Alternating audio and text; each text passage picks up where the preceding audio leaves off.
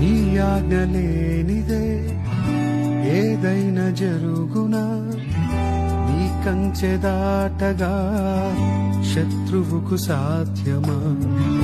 నీ ఆజ్ఞ లేనిదే ఏదైనా జరుగునా, నీ కంచె దాటగా శత్రువుకు సాధ్యమా?